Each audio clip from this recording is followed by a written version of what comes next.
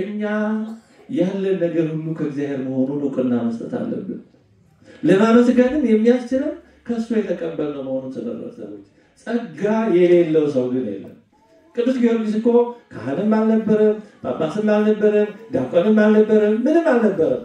ለሃይማኖቱ የተነሳ ለክርስቶስ ፍቅር የቀና በቃ ወታደር ነበር፣ የ20 ዓመት ወታደር። እነዚህን ሕዋሳት ለእግዚአብሔር አገልግሎት ለመልካም ነገር እናውል ዘንድ እግዚአብሔር ይጠብቀናል።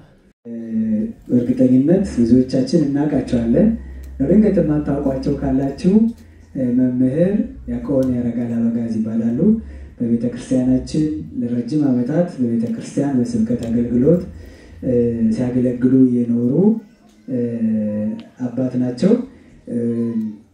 እንደው ከጻፏቸው መጽሐፍት ሶስቱን ብቻ ልጥቀስ። ከነገረ ድኅነት ከቁጥር 1 እስከ 3፣ መድሎተ ጽድቅ ቁጥር 1 ቁጥር 2፣ ሳይንስና ሃይማኖት የመጨረሻው አሁን የጻፉት ይመስለኛል በቅርቡ። እነዚህ ሌሎች መጽሐፍቶች አሉ። በመጽሐፍ እንደው ታውቋቸዋላችሁ ብዙዎቻችሁ በሚለው በትምህርት አገልግሎት ደግሞ ሰፊ የአገልግሎት ዘመን ያሳለፉ በእውነት አሉ ከምንላቸው የቤተክርስቲያን መምህራን አንዱ ናቸው። እሳቸው ነው የሚያስተምሩት። በእሳቸው ላይ ያለው እግዚአብሔር ያስተምራል። በስመ አብ አብረን ሁላችንም እናማትብ። በስመ አብ ወወልድ ወመንፈስ ቅዱስ አሐዱ አምላክ አሜን። ወተሐሰበ ምስሌሆሙ አባታችን መላከማዊ ቀሲስ ልሳነ ወርቅ የጀርመንና አካባቢው አህጉረ ስብከት ሀገረ ስብከት ስራ አስኪያጅ፣ የዚህ ታላቅ ደብር አስተዳዳሪ አባቶቼ ካህናት፣ ሁላችሁም በየሰማችሁ ወንድሞቼ ዲያቆናት፣ በዚህ ቅድስት ቤተክርስቲያን በሰንበተ ክርስቲያን ተሰባስበን ያለን አብረን እግዚአብሔርን እያሰብን በዝማሬ እያመሰገን ከቅዱስ ምስጢር እየተሳተፍን ያለን አባቶች፣ ወንድሞች፣ እናቶች፣ እህቶች፣ ሕፃናትን ሁላችሁም እንዴት ሰነበታችሁ? እንዴት ከረማችሁ? አሜን። በየነበርንበት ሁሉ የጠበቀን ከምናውቀው በላይ ከማናውቀው ከብዙ ነገር እሱ ባወቀ የሰወረን በበደላችን ሳይቀስፈን ተርፎ ከሚቀረው ዕድሜ ሳይነፍገን ከዚህ ዕለት ከዚህ ሰዓት ያደረሰን አምላካችን እግዚአብሔር የተመሰገነ ይሁን። አሜን። አጠር ላለ ጊዜ የእግዚአብሔር ቃል እንማራለን። እንግዲህ ያው በእንግዳው ነው የተሰጠኝ። አባቶቼ መምህራን አሉ። እንግዲህ እንደ ልጅ እኔ ቀድሜ እናገራለሁ። በታዘዝኩት ትንሽ ማበላሸው ማጠፋው ይኖራል እንደ ልጅነቴ። እነሱ ደግሞ አርመው በኋላ ይደመድሙልናል። ወተሐሰበ ምስሌሆሙ የማቴዎስ ወንጌል ምዕራፍ 25 ቁጥር 19 ላይ ያለ ቃል ነው። ተቆጣጠራቸው፣ ተሳሰባቸው ነው። እንግዲህ በወንጌሉ እንደሰማነው ማቴዎስ ወንጌል ምዕራፍ 25 ከቁጥር 14 እስከ 30 ያለው ነው የተነበበው። እነዚህ እንግዲህ ባለፈው ሳምንት ደብረ ዘይት አስበናል። ደብረ ዘይት ማለት ጌታችን ዳግመኛ ስለመምጣቱ በወይራ ተራራ ከኢየሩሳሌም ምስራቅ ባለው ያስተማረው ትምህርት እና ዳግም ምጽአቱ የሚታሰብበት ነው። እንግዲህ ከዛ ትምህርቱ ጀምሮ ትምህርቱም የቀጠለ ነው። ገብርኄር የዛው ቀጣይ ትምህርት አካል ነው። ጌታችን ዳግመኛ ስለመምጣቱ እና ሲመጣ ተዘጋጅተን መጠበቅ እንደሚገባን በሶስት ምሳሌዎች ላይ ያስተማረው። አንደኛው ምሳሌ ማቴዎስ ወንጌል ምዕራፍ 24 ወደ መጨረሻ አካባቢ ላይ ያለ ነው። በቤተሰቡ ላይ እንደሚገባ እንዲያስተናግድ ባለቤቱ ባለንብረቱ የቤቱ አዛዥ አደራ የሰጠው ልባም ባሪያ ማን ነው ብሎ ሁለት አይነት፣ አንዱ በተሰጠው ኃላፊነት በአግባቡ የሚሰራ ኃላፊነቱን የሚወጣ፣ ሌላኛው ደግሞ ኃላፊነቱን የሚያበላሽ እንዲያስተዳድር ሲሰጠው ሌሎችን እያስራበ እሱ ደግሞ ለራሱ እየተጠቀመ በሚያበላሽ ምሳሌ በሁለቱ በመልካሙና በክፉ መስሎ ተናገረ እና ጌታቸው ድንገት ይመጣል እንዳኳኋናቸው ያደርግባቸዋል አለ። ለመልካሙ ለክፉ አንዱ ምሳሌ ነው። ሁለተኛው ምሳሌ ደግሞ በአምስቱ ልባሞችና በአምስቱ ሰነፎች ደናግል ምሳሌ ያስተማረው ነው። ይሄ ማቴዎስ ወንጌል ምዕራፍ 25 ላይ ያለ ነው። በነገራችን ላይ የምዕራፍና የወንጌል ክፍፍል በኋላ በመጡ ሊቃውንት የተደረገ ነው እንጂ ወንጌላውያን ሲጽፉ ምዕራፍ ይሄን ያህል ቁጥር እያሉ አልጻፉ። አንድ ወጥ አድርገው ነው የጻፉት። ግን በኋላ ለመጥቀስ እንዲያመች ደግሞ ሌቦች የሃይማኖት ሌቦች ማለት ነው በየመጽሐፍ ቅዱስ ቃል የራሳቸውን ስርዓት እየጨመሩ ሲፈልጉትን ይጨምራሉ የማይፈልጉትን ይቀንሳሉ ስላስቸገረ ለቁጥጥር እንዲያመች ምዕራፍና ቁጥር የተሰጠው በኋላ ሊቃውንት ነው ያም የተቆጠረ እንዳይጠፋ ለመቆጣጠር እንዲያመች ነውና የተያያዘ ነው ለማለት ነው ምዕራፍ 24 25 የተያያዘ ነው ስለ ምጽአት ያለ ትምህርት ነው ከዚህ በኋላ ጌታችን ሌላ ትምህርት አላስተማረም ህማማቱ ነው ማቴዎስ ወንጌል ምዕራፍ 26 ስለ መያዙ ስለ ህማማቱ ከዛ ጋር የተገናኘ ነው ማቴዎስ 27 ደግሞ ስቅለቱ ይቀጥላል 28 ትንሣኤው ነው ስለዚህ የጌታችን የመጨረሻው ትምህርት ነው ስለ መጨረሻው ሁኔታ ስለ አመጣጡና እስኪመጣ እኛ ስለምንሆንበት ሁኔታ በሶስት ምሳሌዎች ያስተማረው ነው ስለዚህ ሁለተኛው ምሳሌ የሰነፎቹና የልባሞቹ ነው ሶስተኛው ምሳሌ ደግሞ ዛሬ ገብርኄር ብለን የምናስበው በበጎና በክፉ አገልጋይ ሁለቱ በጎ አገልጋይ ናቸው አንዱ ደግሞ ክፉ ሐኬተኛ አገልጋይ ነውና በሶስቱ አንፃር ያስተማረው ትምህርት ነው እንግዲህ በወንጌሉ እንደሰማነው ወደ ሩቅ አገር በሄደ ጌታ መስሎ ራሱን ተናግሯል ለሶስት አይነት አገልጋዮች ለእያንዳንዳቸው መክሊት ሰጣቸው ለአንደኛው 5 መክሊት ለሁለተኛው 2 መክሊት ለሶስተኛው 1 መክሊት ሰጣቸው ከሄደ በኋላ ባለ 5 መክሊቱ 5ቱን መክሊት ተጠቅሞ ነግዶ አተረፈ 5 አተረፈ 100% እጥፍ ማለት ነው ባለ ሁለቱም እንደዚሁ እጥፍ አተረፈ ባለ አንዱ ግን ለበብኩ ብሎ ይቺ ያለችኝ አንዲት ነት እና ይቺ ብትጠፋ በምን ተካታለው ብሎ ይቺ እንዳትጠፋ ብሎ ቀብሮ ጠበቀው ጌታው መልስ አዘጋጅቶ ምክንያት ዲፌንስ አርጊውመንት ክርክር አዘጋጅቶ በመስራት ፋንታ ነገር ሲፈትል ከርሞ ጠበቀው እና ጌታቸው መጥቶ ተቆጣጣራቸው ማለት ሰጥቻችሁ ነበር የሰጠኋችሁ ከምን ደረሰ ብሎ ተሳሰባቸው እንደሰጣቸው አልቀረም ያተረፉትም እንዳተረፉ ተፋቸውን እንዲረከባቸው ሳያገኙ አልቀሩ የቀበረው የሚጠይቀው ሳይመጣ አልቀረም አለ ጥያቄ መተሳሰብ አለ ምርመራ አለ እና በዚህ ጊዜ ጌታቸው ሊመረምራቸው ሲመጣ ባለ 5ቱ ቀርቦ ጌታዬ 5 መክሊት ሰጥተህ ነበር እነሆ ሌላ 5 አትርፌ አበርክቻለሁ ተረከበኝ አለ በዚህ ጊዜ ጌታው አንተ መልካም ኦ ገብርኄር ዘበውድ በእለነ ኮንከ ባውስተሳው ለግዚከ ደብዙ ሰይመከ ባውስተሳው ለግዚከ በትንሹ ታምናለና በብዙ እሾማለሁ ወደ ጌታ ደስታ ግባ አለ ይላል ይሄን ቃል ሁላችንም የሚያስተምረው ነው ምንም ሌላ የጉዟችን ማስቀደሳችን ይሄ ሁሉ ጥረቱ ይሄን ለመስማት ነው ባውስተሳው ለግዚከ ወደ ጌታ ደስታ ግባ ለመባል ሌላ ፍላጎት አለ ሌላ ሁሉ መንገድ ነው ሌላ ሁሉ ስንቅ ነው በዚህ ዓለም ያለው ሌላው ስንቅ ነው መዳረሻ ሁለተኛው ባለ 2 መክሊቱ እንደዚሁ ተመሳሳይ ነገር ያደረገው በተሰጠው 2 መክሊት ሌላው 2 አተረፈ ከዛ ይሄንን ለጌታው ነገረው ለሰጠኝ ነበር 2 አጥፍ ያለው ነው አለው ለመጀመሪያ ያሰማው ቃል አሰማው ኦ ገብርኄር ዘበህዳት ለእለነ ኮንከ ዲበብዙ ሰይመከ ባውስተፍሳው ለግዚከ አለው ያንን አሰማው በትንሹ ታምናል በብዙ ሾማለ ወደ ጌታ ደስታ ግባ አለው ሶስተኛው ግን ቅድም እንዳነሳነው ነገር ይዞ ነው የጠበቀው አንድ አባት ነበሩ በዚህ ዙሪያ ሲያስተምሩ አርፋ አንድ ብዙ አባት ናቸው አረ ይሄስ ነገረኛ ነው አሁን መቃሪያውስ ታውቃለህ ያረፉት አሁን መቃሪያው አረ ይሄስ ነገረኛ ነው በጣም ነገረኛ እንዴ አልቻልኩም እኮ ማለትም አንድ ነገር ነው አንተ ክፉ ነህ ካልዘራበት ምትሰበስብ ካልወተንክበት ምትሰበስብ ካልዘራበት ምትታጭ ክፉ እንደሆንክ ስላወቅ ምን ያህል ሊጠፋ መድረሻ አላገኝም ብዬ ይሄው ቋጥሬ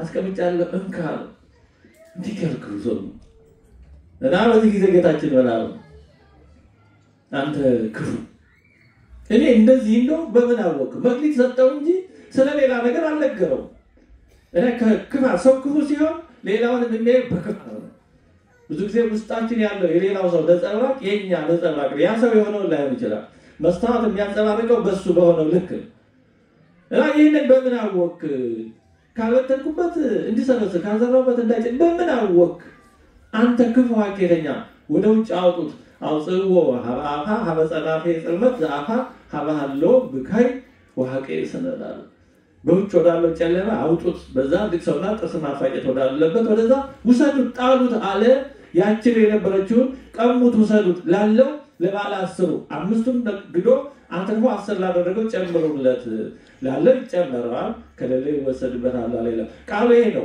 ስለ ቃሉ እግዚአብሔር አምላካችን የተመሰገነ ይሁን ታዲያ ምንድነው ጉዳይ በጣም ሰፊ ነው እንግዲህ በጣም ወደ ዝርዝር አልገባም ጊዜያችንን ያው ሰንበትም ስለሆነ ብዙ እንዳናረፍድም እንዳይረክመን እኔ ትንሽ ነጥቦችን ባጭሩ በቻልኩት ለማንሳት ልሞክር እንግዲህ አሁን ያላተረፈው ክፉ ሰራተኛ አንድ ብቻ ነው በዚህ ምሳሌ ሁሉ ጊዜ የሚነግረን የሆነ ነገር አለ ሁለቱ አትርፈዋል ሁለቱ አይነት አትርፈዋል መልካም ሰርተዋል ያላተረፈው አንዱ ብቻ ነው ክፉ አገልጋይ አንዱ ብቻ ነው ግን በዚህ ዓለም የማያተርፉት በጣም ብዙ ናቸው ጥቂቶች ናቸው በተሰጣቸው መክሊት የሚያተርፉት ብዙ የሚያተርፉት ይሄን በሌላ ምሳሌ ያስተምሩና በዘሪው ምሳሌ ሲያስተምር ያፈራው ዘር ስንተኛው ነበረ በመንገድ ላይ የወደቀው አፍርቷል አላፈራም አይደለም በድንጋይ ላይ የወደቀው አፍርቷል አላፈራም በእሾሃማው መሬት የወደቀው አፍርቷል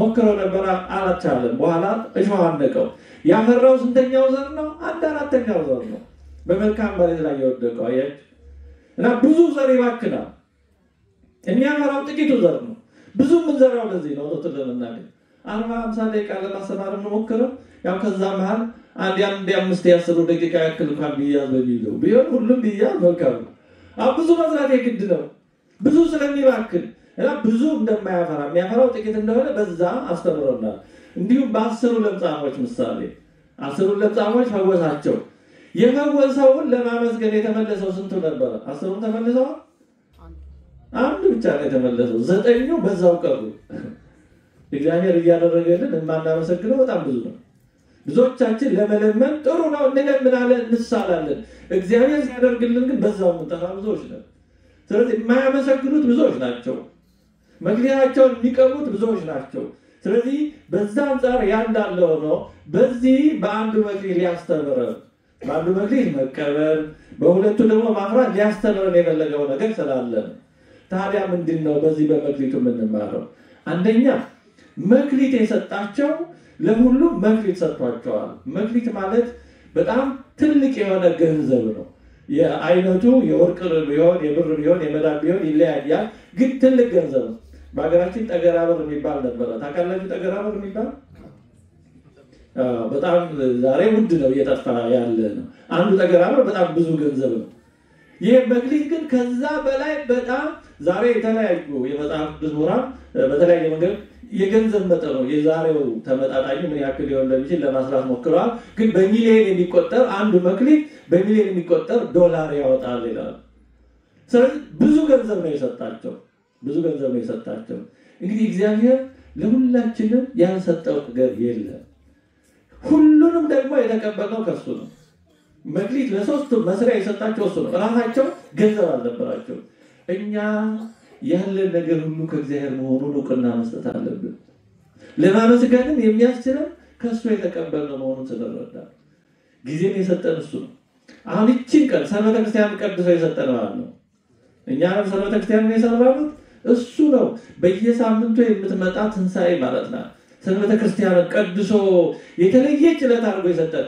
እያንዳንዱ ጊዜ የሰጠን እሱ ነው እቺን ቅጥረት ጤነኛ ሆነን ወንበር ላይ ተቀምጠን ቃሉን እንድንሰማ በጤነኛ ስሜት እንድንኖር ይረዳን የፈቀደልን የሰጠን እግዚአብሔር በዚህ ቅጽበት ጤነኛ ባልሆነ ወንበር ላይ መቀመጥ እንችላለን የታመመ ሰው ወንበር ላይ ተቀምጦ መስማት ይችላል የታመመ ሰው መቆም ይችላል ቆመን እንድናስቀድስ ይሄን እድል የሰጠን እግዚአብሔር ነው ጊዜውን የሰጠን እግዚአብሔር ነው ከእድሜያችን ላይ ይችቀን የጨመረልን እግዚአብሔር ነው እስከዛሬ ያለው እድሜ የሰጠን እግዚአብሔር ነው የተሰደን በመረቃ ዓመት እንዳለ ዳዊት ሳይቀስፈን እድሜ የጨመረልን እግዚአብሔር ነው ይሄን ጊዜ የሰጠንን እግዚአብሔርን ማወቅ አለብን በራሳችን አቅም በራሳችን ጉልበት ጊዜ መጨመር አንችልም የተወደዳችሁ እግዚአብሔር ሰዎች ከሀብታት ሁሉ ከጸጋዎች ሁሉ ጊዜን የሚያክል የለም ሌላው ጊዜ ካለ ይደረስበታል ሰው ንስሐ ለመግባት ቢሆን ጊዜ ካለ ይደርስበታል ጊዜ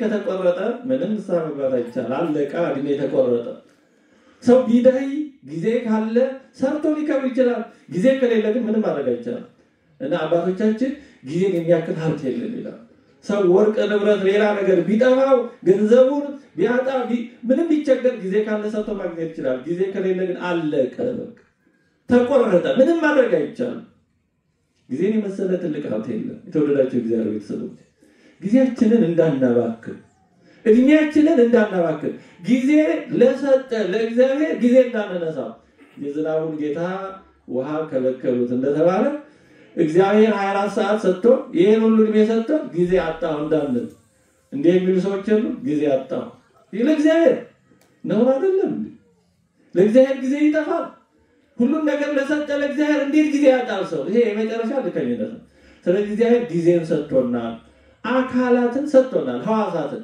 የሰውነታችንን የአካል ክፍሎች እያንዳንዳቸው በየቦታው ገጥሞ የሰጠን ማለት ነው ጥርስን ቦታው አይንን ቦታው ሁሉም በየቦታው የገጠመ ማለት ነው ይሄን የሰጠን እግዚአብሔርን ማወቅ አለብን ማስተዋወስ አለብን ማመስገን አለብን ሁሉ ጊዜ ነጥቶ በአይናችን ስንመለከት ብርሃን ስንመለከት አይንን የሰጠ እግዚአብሔርን ማመስገን አለብን አይን ባይኖረን ብርሃኑ ቢበራ ቀኑ ቢነጋ ማየት እንችላለን አበባው መጥቶ ልምላሜው መጥቶ ያን ስናይ በርሃን አይተን ደስ ሲለን ጫካን አይተን ደስ ሲለን የሚታየው ነገር አይተን ደስ ሲለን ይሄን አይን የሰጠን እግዚአብሔር በዚህ የሚታየው የፈጠረው እግዚአብሔርን ማመስገን አለብን በሁሉ ነገር ያለ እግዚአብሔር ነው ሐዋሳትን ሁሉ የሰጠን እግዚአብሔር ነው ልብን ኩላሊትን በየቦታው የሰካልን እግዚአብሔር ነው አየር ማስገቢያውን ያዘጋጀ ውስጥ አየሩን ተቀብሎ የሚሰራ ሳምባውን ያዘጋጀ እንዲህ በጣም ይሄ በእውነት አስበት እግዚአብሔር ማመስገን አለብን እዚህ አንድ ጉሮሮ ላይ እንኳን የምግብ መግቢያና የአየር መግቢያውን ለይቶ አይገርም ይሄን ዲዛይን ያደረገ ሰው አለ ሰው ሲወለድ ከእናቱ ማህፀን እንዲህ ባለ መንገድ ሊወለድ ያላለ ልጇን እንደዛ እንዲሆን የሰራች ጥረት ያደረገች አስተዋጽኦ ያደረገች እናት አለች አባት አለ በአንድ ጉሮሮ እንኳን የአየሩ መግቢያ አየሩ ሲገባ ደግሞ በዛ ምግብ እንዳይገባ እየተከላከለ ተሳስቶ እንኳን ከገባ ደግሞ በትንታና ባክታ እንዲወጣ ያደረገ እንዲህ ባለ ስርዓት የሚያደርገው እግዚአብሔር መሆኑ ማሰብ አለብን ሁልጊዜ ጤና የሐዋሳትን ዋጋ ስናጣው መሆን የለበትም ማመስገን ያለብን እኛ ማታ በጤና ስንተኛ ጤነኛ ሆነን ውለን ሰርተን ደክሞን ልናርፍ ስንል ይሄን እድል ያጡ ለመተኛት እንቅልፍ ለማግኘት እንኳን ውድ የሆነባቸው በዛች ቅጽበት በየሆስፒታሉ ወድቀው የተለያየ ቅርጽ ያፍንጫቸውና ሰውነታቸው ላይ ተሰካክቶ የአንድ ሰዓት የጤና እንቅልፍ ለማግኘት የሚጨነቁ ወገኖችን ማሰራለን በየቦታው የወደቁ እኛ ቤት አግኝተን እዛ ስናርፍ በተለያየ ምክንያት የተፈናቀሉ በድህነት ቤት ያጡ እነዛን ማሰብ አለብን ያን የሰጠን እግዚአብሔር ነው እግዚአብሔር እኮ እንደ ሐዋሳት እንደ አካላት የሰጠን ልዩ ሀብት የለም በእውነቱ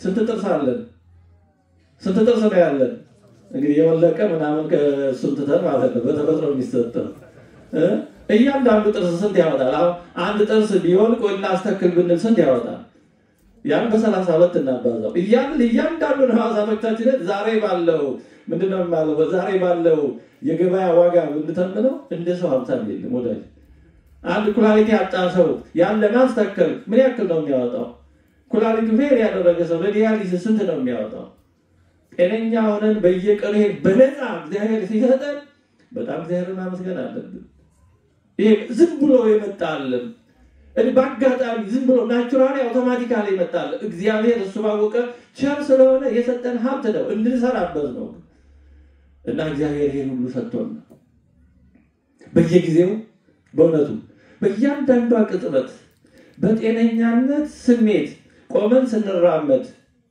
ተቀምጠን መስራት ቆመን መስራት ስንችል የህመም ስሜት የጭንቀት ስሜት ሳይሰማን ያችን ቅጽበት እንድንኖር እንድናልፍ ስላደረገን ማመስገን አለብን ይሄንን ዋጋ ለማወቅ መታመን የግድ የለብንም አንድ ወዳጅ ነገረኝ በጣም በአንድ ምክንያት በጣም ታሞ ሐኪም ቤት ገባዋል እና መቆምም ማቃተኝ መቀመጥም ማቃተኝ መሆን አቃተኝ ምንም በጣም ጨነቀኝና ልሞት ሁሉ መሰለኝ እና በዛ ቅጽበት በዙሪያ የሰው ድምጽ ሰማለሁ የሚራመድ እንደገና የመኪናም ድምጽ ሰማለሁ አሁን እኮ በያስተውካለ እነዚህ ሰዎች በዚህ ቅጽበት እኔ ከአንዷ ሰከንድ ወደ ቀጣዩ ሰከንድ ለመሸጋገር ያለብኝ ጭንቀት አያውቁም እነሱ ደግሞ በዚህ ቅጽበት ያለ ጭንቀት ሆነው እንደልባቸው መራመድ ማውራት መቻላቸው ምን ያህል ይሄን ያጡ ሰዎች እንደሚመኙት ሀብትና ጸጋ እንደሆነ አይገባቸው ይሆናል በያስተውካለ እና ከዚህ በኋላ ፈጣሪ ጤናዬን ከመለስክልኝ በእያንዳንዷ ቅጽበት የሰጠኝን ጤና ዋጋ ለማሰብና ለማመስገን ሞክራለሁ ብዬ ወጣሁ።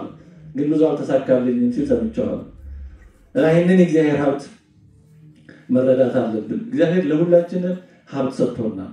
ትዳር ሀብት ነው፣ መክሊት ነው። ልጆች መክሊቶች ናቸው። እግዚአብሔር ስራ ቢኖረን ያ መክሊት ነው። እግዚአብሔር ላይ ያንደረችን ሀብት ጸጋ ሰጥቷል። በዚህ ልናመሰግነው እውቅና ልንሰጠው ይገባል። ታዲያ የሰጠን ደግሞ በምንችለው በአምጣነ ይኩሉ ወሃቦ እግዚአብሔር የሚሰጠን ሰርተን መጠቀም የምንችልበትን መሸከም የምንችለው ነው። የማንችለው ሰጥቶ የሚጠይቅ አይደለም። እግዚአብሔር የሚታዘብ አምላክ አይደለም። ሰው ለመታዘብ አንዳንዴ ሆን ብሎ ከበድ ያለ ነገር ሊሰጥ ይችላል። ከዛ በኋላ ይኸው አይችሉትም ለማለት ይኸው እንዲህ ብሎ ለመሳቅ ለመሳለቅ እግዚአብሔር እንደዛ አይደለም። የምንችለውን ያውቃል። የሰራን እሱ ስለሆነ አቅማችንን ያውቃል። ስለዚህ ለአንዱ 5 ለአንዱ 2 ለአንዱ 1 የሰጣቸው ተመቅኝቶ ሳስቶ ወይም ለማለያየት ፈልጎ አይደለም። አቅማችን የተለያየ ነው። የጋራ ጸጋ አለን። እንደ ክርስቲያንነት የጋራ የሁላችን የሆነ ተመሳሳይ አንድ አይነት ሀብት አለን። የተለያየ ደግሞ ሀብት አለ። ምንድነው አንድ አይነት ሀብት? የጋራ የሆነ ሀብታችን ምንድነው? በጥምቀት ያገኘናት ልጅነት አንድ ናት። የጳጳሱ፣ የምእመኑ፣ የበቁ የቅዱሳንም የደካሞችኛ ልጅነቱ አንድ ናት። ከማይገባው ስንወለድ ያገኘናት ልጅነት አንድ ናት። ልዩነት የላት። በስጋውና በደሙ የምናገኘው ጸጋ አንድ ነው። የዘላለም ሕይወትን እናገኛለን። ይሄ አይለያይም። ለበቃ ላልበቃ ተብሎ ምንም እንኳን በዛ ውስጥ ያለው ተጨማሪው ሌላው ጸጋ ሊለያይ ይችላል። መሰረታዊ ጸጋ አይለያይም። ክርስቲያን መሆናችን አይለያይም። ጳጳሱም ክርስቲያን ነው፣ ባህታዊም ክርስቲያን ነው፣ የበቃውም ክርስቲያን ነው፣ ያልበቃውም ክርስቲያን ነው። ክርስቲያን የተቆረጠ እስካልሆነ ድረስ። ስለዚህ የጋራ ጸጋ አለን። ደግሞ የሚለያይ ጸጋ አለ። መክሊት የተባለው ያ የተጠራንበት ጥሪ ይለያያል። የአገልግሎት ስምሪታችን ይለያያል። የጳጳሱ ሌላ ነው፣ የካህኑ ሌላ ነው፣ የሕጋዊው ሌላ ነው። እያንዳንዱ የራሱ ጥሪ አለው። እግዚአብሔር የሚሰጠን ጸጋ ግን በምንችለው ነው። የተወደዳችሁ የእግዚአብሔር ቤተሰቦች ጸጋ የሌለው ሰው ግን የለም። አላችሁ? እሺ፣ እግዚአብሔር ከሁላችን ጋር ይሁን። ጸጋ የሌለው ሰው ግን የለም። አሁን ከሰውነታችን የአካል ክፍል ስራ የሌለው የለም። በሰውነታችን ውስጥ ስንት ሴሎች አሉ ይላሉ ባለሙያዎቹ? የሚነግረኝ ሰው አለ? በአንድ አማካይ ሰው በጎልማሳ ሰው ሰውነት ውስጥ ስንት ሴሎች አሉ ይላሉ? የሚነግረኝ እንድትሳተፉ ብዬ የሚያቀም ካለ እኔም ለማወቅ ነው። ስንት ሴሎች አሉ ይላሉ? የሚነግረኝ የለም? ጥሩ፣ የሚነግር ካለ ይኸው እድል ሰጥ ይችላል። እሺ፣ ጥሩ። ቁጥሩ ይለያያል። እኔ ለማየት ሞክሬያለሁ። ከ50 እስከ 75 ትሪሊየን የሚሉ አሉ። ከ30 እስከ 50 ትሪሊየን የሚሉ አሉ። ዞሮ ዞሮ በጣም ብዙ ነው። ትንሹን እንኳን ዝቅተኛው 30 ትሪሊየን ብንወስደው በጣም በጣም በጣም ብዙ ቁጥር ማወቅ ያስፈልጋል። ግን ትሪሊየን በጣም ብዙ ነው። እሺ፣ ትሪሊየን በጣም ከቢሊየን በላይ ከቢሊየን ወዲያ ማለት ነው። ዝም ብሎ ቁጭ ብሎ በአንድ ቃል ሲጠሩ ተራ ቀላል ነገር እንዳይመስል ማነው እሱ ምንድነው እንጂ ቁጥር አያውቅም እንደተባለው እንዳይሆን። በዛን ጊዜ 1 ሚሊዮን ስጠኝ ብሎ አይ ገሌ እንትን ነው እንጂ ቁጥር አያውቅም አለ ተብሏል። እና ቁጥሩ በጣም ብዙ ነው። 30 ትሪሊየን ልባሩ እግዚአብሔር እንዴት አራቆ ተሰራ። እነዚህ እያንዳንዳቸው ሴሎች ተግባር አላቸው ነው ዋናው ነገር። እያንዳንዳቸው ሕዋሳት ሴሎች ስራ አላቸው፣ ተግባር አላቸው። ሰው አድርገው የሚያቆሙት እነዛ ናቸው። አንድ ሙሉ ሰው የሚባለው የሚያስገኝ እነዛ ሕዋሳት እግዚአብሔር ባወቀ በየመደባቸው ተግባራት ስራቸውን እያከናወኑ። ታዲያ በእኛ ሰውነት ውስጥ ያሉ እነዚህ በጣም ብዙ የሆኑ ሴሎች ሕዋሳት እንኳን ስራ ካላቸው እኛማ እንዴት እያንዳንዳችን በእግዚአብሔር ምሳሌ የተፈጠረ አንድ ሰውማ እንዴት ስራ አይኖረውም? እንዴት ጸጋ አይኖረውም? እንዴት ድርሻ አይኖረውም? ሁላችን ድርሻ አለ። አንዳንዴ የቤተክርስቲያንን አገልግሎት ለሆኑ ሰዎች መድበን እኛን ከዛ ውጭ አርጎ የማሰብ ዝንባሌ ያለ። አዎ ከትምህርቶቻችን የሚኖሩ አንዳንድ ጉድለቶች ሊኖሩ ይችላሉ። ያው በቃ ምዕመናን አስራቱን በኩራቱን ማውጣት ነው፣ ከዛ በተረፈ ያው እየመጡ ማስቀደስ መቁረብ ነው አይነት ነገሮች ሊኖሩ ይችላሉ። አይደለም። አገልግሎቱ ሁላችን የማይተካው የክህነት አገልግሎት እንዳለ ሆኖ ግን እግዚአብሔር ለእያንዳንዳችን የሰጠን ጸጋ አለ። ቤተክርስቲያን ስትጠበቅ የኖረችው በተወሰኑ ሰዎች አገልግሎት ብቻ አይደለም፣ በካህናትና በጳጳሳት ብቻ አይደለም። ቅዱስ ጊዮርጊስ እኮ ካህንም አልነበረም፣ ጳጳስም አልነበረም፣ ዲያቆንም አልነበረም፣ ምንም አልነበረም። ለሃይማኖቱ የተነሳ ለክርስቶስ ፍቅር የቀና በቃ ወታደር ነበር። የ20 ዓመት ወታደር፣ ታላቅ ወታደር ነው። ዛሬ ቅዱስ ሰማዕት ብለን ምን ወደው የምናከብረው በየዘመናቱ ዛሬ በቤተክርስቲያን እንደዛሉ ብዙ ይኖራሉ። ካሁንም እዚህ ከምንለው ጳጳስ ምን መደቦች ላይ ሆኖ ይችላል። ቤተክርስቲያን ስትጠበቅ የኖረችው እንዲህ ባለ ሁኔታ ነው። ስለዚህ እያንዳንዱ ሰው ጸጋ አለው። እያንዳንዱ ሰው የተጠራበት ጥሪ አለ። ያን ፈልገው ማግኘት ያስፈልጋል። አንድም ይሁን ሁለትም ይሁን አምስትም ይሁን ክርስቲያን ሆኖ ጸጋ ያልሰጠው ሰው ግን በተጠመቅን ጊዜ እያንዳንዳችን ሀብተ መንፈስ ቅዱስ ተሰጥቶናል። በቅባ ሜሮን ሰውነታችን የሚታተመው እኮ ያ ሰውነት የክርስቶስ መስሪያ፣ የክርስቶስ ማገልገያ፣ የመንፈስ ቅዱስ ቤት ነው፣ መሳሪያ ነው እየተባለ ስለዚህ እያንዳንዳችን በሚንችለው ልክ ጸጋ ተሰጥቶናል። በዚህ ጸጋ መስራት ማገልገል ይገባል። የተወደዳችሁ የእግዚአብሔር ቤተሰቦች በሚስጥረ ሜሮን ከግንባራችን ጀምሮ ሐዋሳታችን ሁሉ ይታተማሉ። እንግዲህ በሚስጥራተ ቤተክርስቲያን በነገረ ድነት ትምህርት እንደሚነሳው ሐዋሳት በኦርቶዶክስ አስተምህሮ በቅባ ሜሮን ይታተማሉ። ያን ተጠማቂ ስንት ቦታ ላይ ነው የሚታተሙት? በሚስጥረ ሜሮን የተጠማቂው ሰውነት ስንት ቦታ ላይ ነው በሜሮን የሚታተሙት? እንግዲህ እንዴ ሚስጥረ ሜሮን አልተማራችሁም? ሚስጥራተ ቤተክርስቲያን ወጭን ተማሪው ጊዜ አልተማርኩም ነው ይባላል። እኔ አስተማሪ ስለነበር ባውቀዋለሁ። የወሰዱትን ኮርስ እንኳን ቢሆን መልሰው ሌላ ጊዜ ጠየቁ እንዳልተማሩ ነው የሚሉት። ያ የተማሪ ጠባይ ሊሆን ይችላል። 36 ቦታ ነው የምንታተመው እና ከግንባር ጀምሮ አይንም ይታተማል፣ ጆሮም ይታተማል፣ አፍ ይሄ ይታተማል፣ እንዲህ እያለ ይወርዳል። ለምንድን ነው ሁሉ የሚታተመው? አይን የሚታተመው ይሄ የክርስቲያን አይን የሚያየው ነገር እግዚአብሔር ነው። አይቶ ለማድረግ ነው። በልወለ እግዚአብሔር ግሩም ግሩም እንደተባለው አይቶ ለማድረግ ነው። አይቶ ወደ ኃጢአት ለመሄድ አይደለም። የታተመ ነው። ለክርስቶስ ሪዘርቭድ የሆነ አይን ነው። ጆሮም እንደዛው የክርስቲያን ጆሮ የመጣ የሄደውን ወሬ የሚያመላልስ የሚሰማ አይደለም። የማንም ነገር ማራገፊያ አይደለም። ነገር እግዚአብሔር ዘቦ እዝነ ሰሚያ ለይስማ የተባለውን የሚሰማ ቅድም በቅዳሴው ሰምተናል። ቅዳሴው አዳሴ ነሱ ላይ አቤቱ አንተን ብቻ የሚያዩ አይኖች ያንተን ቃል ብቻ የሚሰሙ ምኖች ስጠናል፣ ጆሮዎች ስጠን። እነዚህን ሐዋሳት ለእግዚአብሔር አገልግሎት ለመልካም ነገር እናውል ዘንድ እግዚአብሔር ይጠብቀናል። እግዚአብሔር ይጠይቀናል፣ ይጠብቅብናል። ተሳሰባቸው የተባለው የሰጠንን ጸጋ ይመጣል። የፍርድ ጊዜ አለ። ምን ሰራችሁበት እንባላለን። የተወደዳችሁ እግዚአብሔር ቤተሰቦች ያኔ በተሰጠን ሀብት ምን አደረግንበት? በአካላታችን ምን አደረግንበት? በአይናችን ምን አየንበት? በእግራችን የት ገባንበት? የት ወጣንበት? በእጃችን ምን ጨበጥንበት? ለጸሎት ቆምንበት? ለጸሎት ዘረጋነው? በእግራችን ወደ ቤተ እግዚአብሔር ሄድን ለጸሎት ቆም ወይስ ምን አደረግን? በአይናችን ምን አየን? ምን አሰብን? በጆሮአችን ምን ሰማን? ምን አሰብን? በዚህ አንደበትስ ምን ተናገርን? ባረክን፣ አመሰገን ወይስ ተሳደብን ወይስ ተራገምን? ይተሳሰበናል። ያኔ ምንድነው የሚሆነው? መልሳችን ዝም ብሎ አንቀርም። ይህ ዓለም እንደቀለደ አይቀርም። ይህ ዓለም ስድ እንደሆነ አይቀርም። የሚያፌዙ እንዳፌዙ አይቀሩም። የሚቀልዱ እንደቀለዱ አይቀሩም።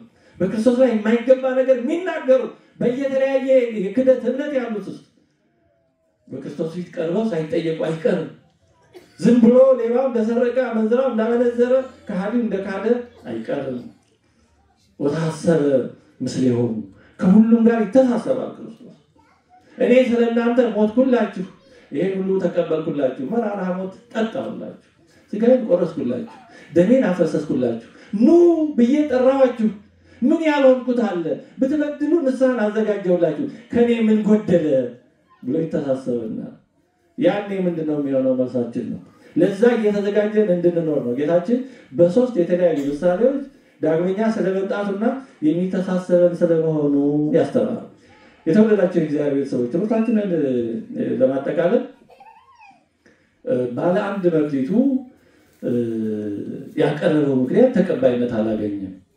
መግቢያ ላይ እንዳስታወስኳችሁ ጌታችን ባለ አንድ መክሊቱ ባለ መስራቱ ፍሬ ባለ ማፍራቱ የጠየቀበት ምክንያት አንደኛ እንግዲህ አንድ መክሊት ኖሮት በዛች ካላተረፈ ብዙ መክሊት ኖሯቸው ማያተርፉማ ምን ያህል እንደሚጠየቁ እንድንረዳ እንጂ ያላተረፈው ማያተርፈው አንድ መክሊት ብቻ ያለው ሆኖ አይደለም መጠነኛ ጸጋ ያላቸው ብቻ ሆነው አይደለም ማያተርፉት የማይሰሩት ብዙ ጸጋ ተሰጥቷቸው የሚያበላሹ ሰዎች ይኖራሉ አዎ ድምጽ ቢሰጣቸው ለሌላ የሚያወሩ ሌላ ሀብት ቢሰጣቸው ለሌላ የሚያወሩ ዕውቀት ቢሰጣቸው ለጥፋት የሚያወሩ እያንዳንዱ የተሰጣቸው ለጥፋት የሚያወሩ ብዙ ሰዎች በምድራችን ላይ ያሉ ነበሩ እና ትንሽ ጸጋ ያላቸው ብቻ ነው የሚያበላሹት ግን በአንድ መክሊቱ ጌታችን ሊያስተምረው የፈለገው አንድ ጉዳይ ትንሽ ጸጋ ትንሽ መክሊት ኖሮት በዛች እንኳን ካላተረፈ ብዙ ጸጋ ኖሯቸው ማያተርፉማ ምን ያህል ይጠየቃሉ የሚለው እንድንረዳ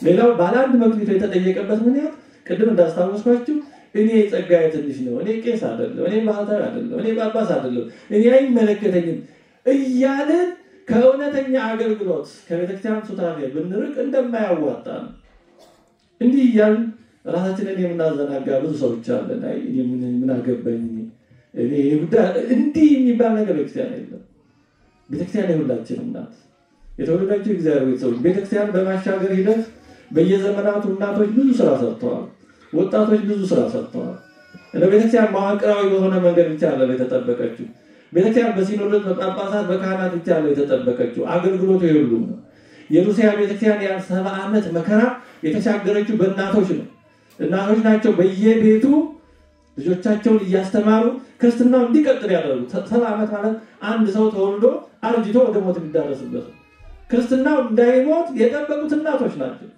ዛሬ ያሉት መሪዎች ያፈሩት እናቶች ናቸው እዚህ ሀገር ፑቲንን ማንሳት ቀኖና አይፈቅድም መሰል ፑቲንን ያፈራችው እናቱ ነች ዛሬ ያለውን ትውልድ ያፈሩ እናቶች ናቸው አንድ እሱ የሰጠው ኢንተርቪው አንድ ጊዜ እንዳጋጣሚ ሰምቻለሁ ብዙ ጊዜ በትንሳኤ በልደት ወደ ገጠር ወደ ሆነ ወይም ትንሽ ወደ ባለ ብቻ እየሄደ ነበር የሚያሳልፈው እና አንድ ቀን ትልቅ ካቴድራል ላይ ነው በዓል ያከበረው እና ጋዜጠኛ ጠየቀችው ለምንድን ነው እዚህ ከሌላ ቀን በተለየ እዚህ ትልቅ ክርስቲያን ያከበርኩት ስትለው አይ ከዚህ ጋር የተለየ ታሪካዊ ግንኙነት ስላለኝ ነው በልጅነቴ አባቴ ኮሚኒስት ነው እናቴ ነጭ ያስጠመቀችኝ እና አባቴ ያው እንደማያውቅ ነው የሚታሰበው ይወቅም አይወቅም እና ያን ጊዜ ስትጠመቅ እናቴ የሰጠችኝ መስቀል ነበር እና አንዳንዴ ያደርገዋለሁ አንዳንዴ እጠለዋለሁ አንድ ቀን ግን ሳውና ባዙስ ገብቼ ያለ ያን መስቀሉ እንዳደረግ ድንገተኛ እሳት ተነሳ እና እሳቱ በጣም ድንገተኛ ስለነበር ምንም ራቆታችንን የለበስነው ሁሉ እንዳወለቀን ስለነበር ጥለን ወጣናል እና እሳቱ ሁሉ ነገር አወደመዋል ስንመለስ ያ ልብሳችን ሌላው ነገር ሁሉ ወድሟል እናቴ የሰጠችኝ መስቀል ግን ምንም ሳይሆን አገኘሁት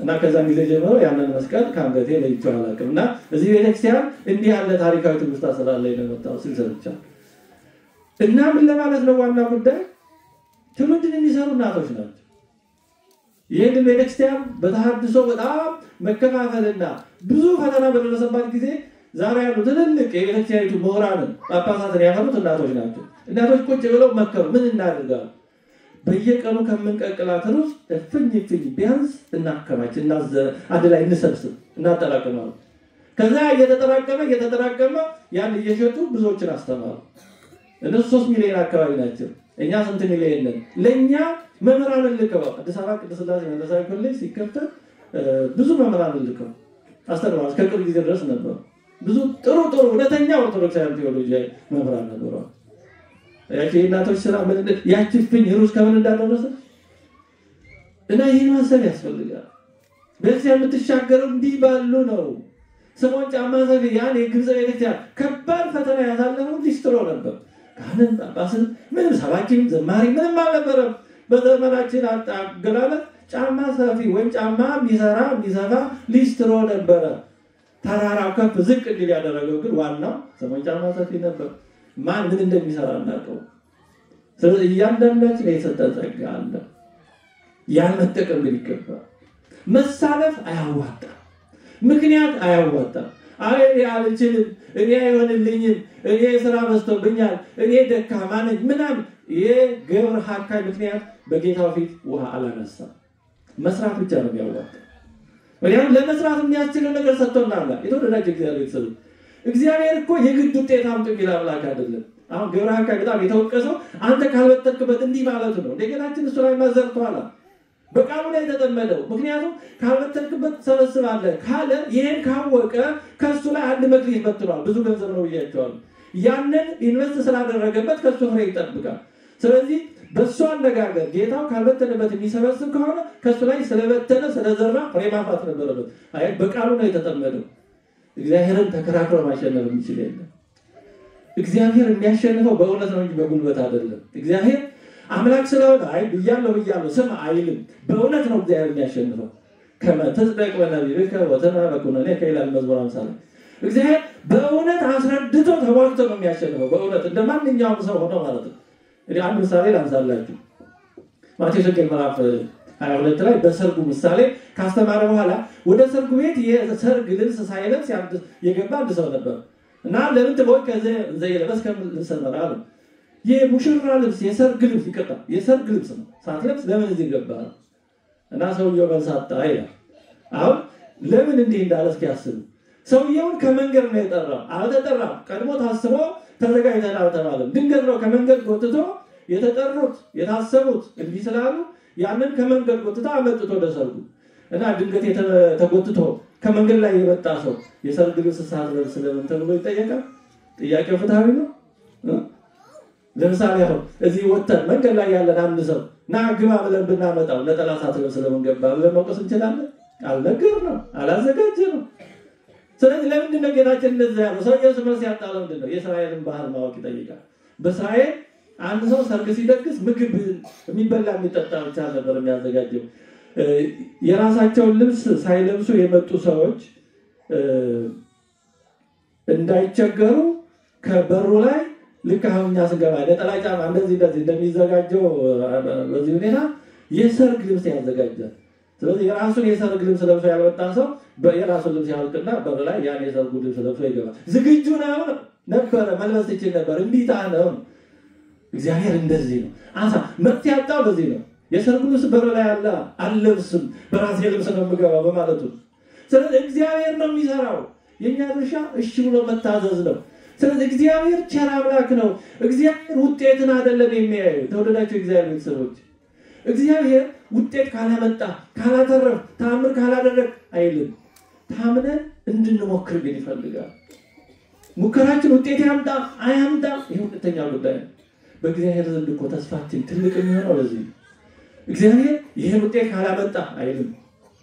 ታምነን እንድንሰማራ ግን ይፈልጋል።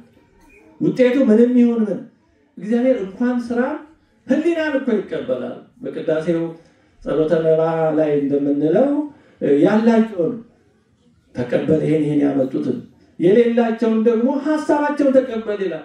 እግዚአብሔር ሐሳብን ይቀበላል። በጎ ሐሳብን ይቀበላል። ሁለት ሳንቲምን ከልብ ከሆነ አብዝቶ ከነዚህ ሁሉ አብዝታ ሰጠ ይችላል። ስለዚህ ጉዳዩ ብዙ ትሩፋት የመስራት ያለ መስራት ጉዳይ አይደለም። ታምኖ መሰማራት ንስሐ ግባ አይ እኔ ገና ፈተናውን አልችለውም ወጣት ነኝ ቆረብ እኔ ከዛሬ ቆርብ ያችለው ይሄ የገብረ ሐካይ ምክንያት ነው። እንዲህ እንዳንል ነው ታምነን እንጀምር። ለኃጢአት ቅድሚያ አንስጥ። ሰውነታችንን ህይወታችንን ለኃጢአት ሪዘርቭ አናድርገው። ለኃጢአት እድል አንስጠው። ከእግዚአብሔር ጋር እንኑር። ለዛሬ እንኑር። ነገ ደግሞ እግዚአብሔር ያውቃል። የተባሉ ለጌሰም የተባሉ እኮ ልጅ ነገ ከሚመጣው ጋር እግዚአብሔር አለ። ዛሬ በዛሬነቱ እንኑር።